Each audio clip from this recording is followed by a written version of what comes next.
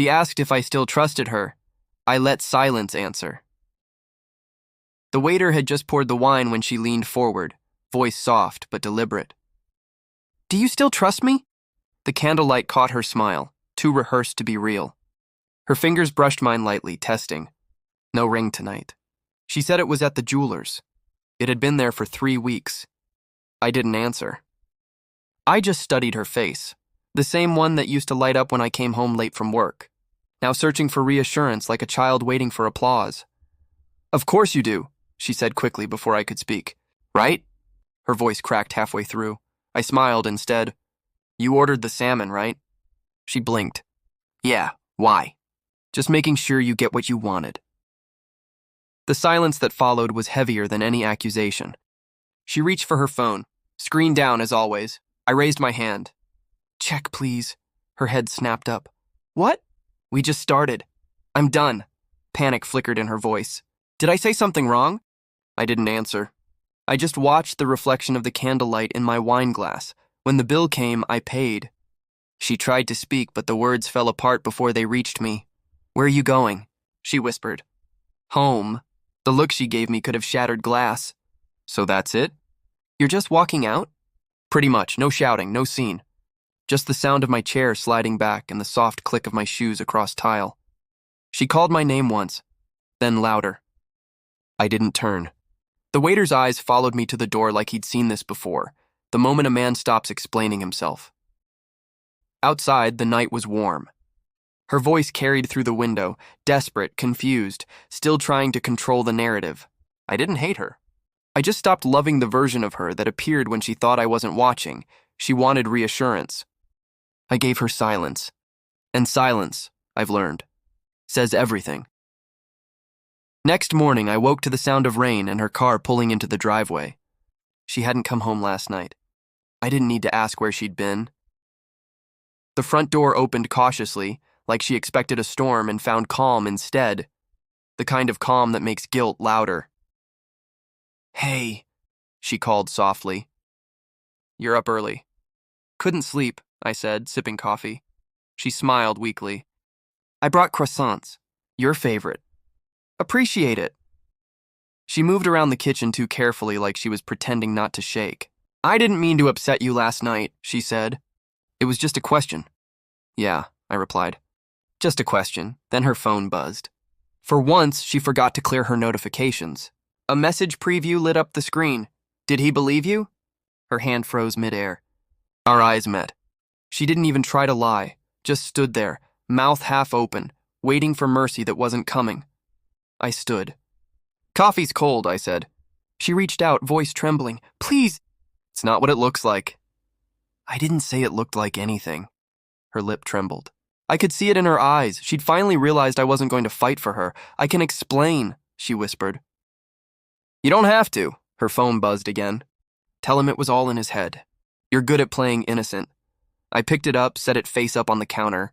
"You left this at the restaurant," I said. The waiter brought it to my car. She covered her face with shaking hands.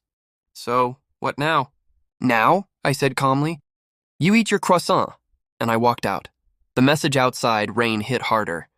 My phone buzzed. A known number. She wasn't the only one lying. I froze. Back inside, she sat at the table staring at her untouched breakfast. I showed her the message. "Someone thinks they know you," I said. Her face went pale. "That's not me." I didn't say it was. I called the number. It rang twice before a woman's voice answered. "You finally saw it," she said. "Who is this?" "Someone who thinks you deserve the truth." Then she hung up, her friend's voice. I checked her drawer upstairs, the journals she swore she stopped writing. One was missing, then I found it. The last page tucked with a hotel keycard, Marina Sands, 2 cities away. When I came back down, she was pacing. I held up the card. "Nice place." She froze. "That's from a work event." I didn't stay there. "So you just keep hotel keys as souvenirs?" Her silence said everything. "Your friend called me," I said. "She sent that message. She wants to meet." Her eyes widened. "You're not going, right?" "I'm going." "Don't," she said, voice breaking. "You don't understand." "You're right," I said. "But I will." The meeting, the cafe was quiet, nearly empty. Her friend was already there, pale, nervous. I didn't want to do this over the phone, she said. You sent the message? She nodded. She's not who you think she is. I stayed quiet. She's not just cheating. She's planning to take everything. The money, the house, the accounts. She's been building a case to make you look unstable. I didn't move. You expect me to believe that? I didn't either, she said, sliding her phone over. On the screen, screenshots. Messages between my wife and someone saved as D. He believes everything. Once the papers are in, it's ours. Don't worry, I have her statement ready. The air left my lungs. She asked me to help, her friend whispered. I said no. She blamed me instead. I nodded slowly. You did the right thing. I didn't do it for her, she said. I did it because she ruined me too. The discovery, when I got home, the house was spotless. Too spotless. In my office, one drawer stood out. No dust on the handle. Inside, a folder, documents, bank transfers, emails, her signature beside mine under the header, Asset Reallocation Agreement, Preliminary Draft. My stomach turned. She'd been planning the split for weeks. Another name appeared on every page. Derek Lawson, her mentor. My phone buzzed again. She's coming to your office. Don't let her see the folder. A shadow appeared through the glass door. Can we talk? She asked softly. Sure, she stepped in, eyes scanning the desk. I shouldn't have lied, she said. Things got messy. The guy, Derek, it's over. And the money? I asked. She blinked. What money? I slid the papers toward her. Her face drained of color. Where did you get this? You left it, I said.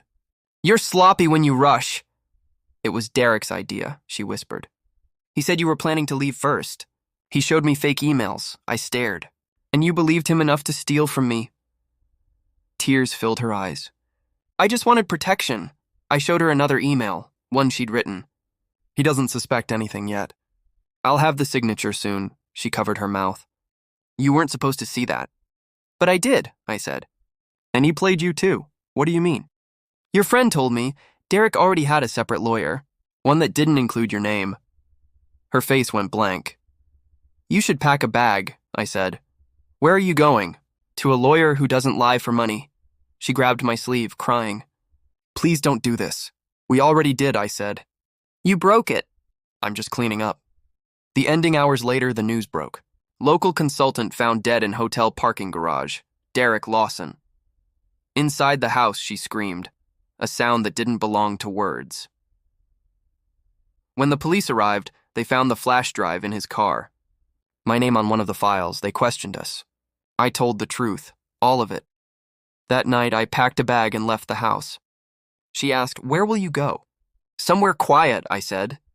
You always hated quiet. A week later, the papers arrived. Separation finalized. Her account's frozen. The story over. Months passed. One evening, I went back to that same restaurant. Different waiter this time. He smiled. Waiting for someone?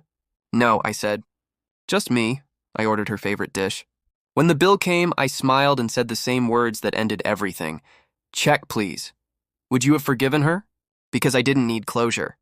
I had silence, and silence was enough.